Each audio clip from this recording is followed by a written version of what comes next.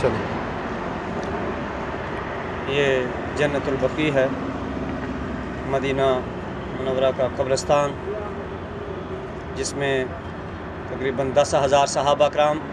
نبی پاک صلی اللہ علیہ وسلم کے اہل بیت کرام، حضور صلی اللہ علیہ وسلم کی ازواج مطہرات، حضرت عثمان بن عفان رضی اللہ تعالیٰ عنہ، حضرت عباس اور رسول پاک صلی اللہ علیہ وسلم کے چچا حضرت امام حسن، حضرت امام جعفر صادق، امام باقر، اور بہت سے صحابہ کرام، تابعین، امام مالک ابن انس رضی اللہ تعالیٰ عنہ اس قبرستان میں دفن ہے۔ اس قبرستان کی فضیلت یہ ہے، حضرت عبداللہ بن مسعود رضی اللہ تعالیٰ فرماتے ہیں کہ رسول اللہ صلی اللہ علیہ وسلم فرمایا، اللہ تعالیٰ روز قیامت اس بقیع اور اس حرم سے 70,000 ایسے شخص اٹھائے گا کہ بغیر حساب و کتاب جنت میں داخل ہوں گے، اور ان میں سے ہر ایک 70,000 کی شفاعت کرے گا، ان کے چہرے 14ویں رات کے چاند کی طرح ہوں گے۔ کتاب وفاء الوفات جلد نمبر 3 صفحہ نمبر 886، اور الامن والولا صفحہ نمبر 146 میں ہے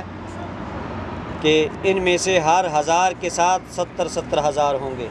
ایمان پہ دے موت مدینے کی گلی میں، آمین۔ ایمان پہ دے موت مدینے کی گلی میں، مدفن ہمارا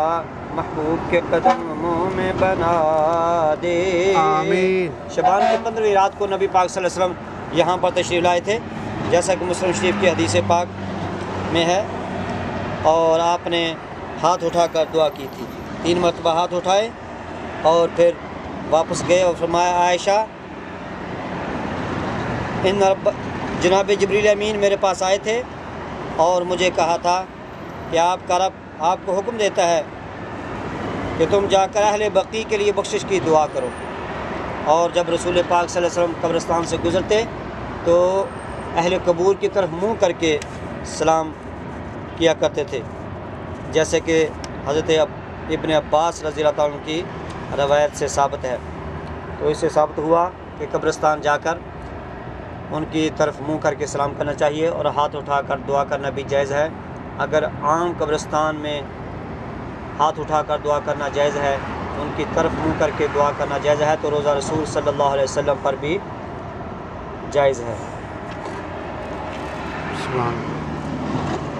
رسول پاک صلی اللہ علیہ وسلم نے ارشاد فرمایا، جو آدمی قبرستان گیا، پھر سورہ فاتحہ پڑھی اور سورہ اخلاص اور سورہ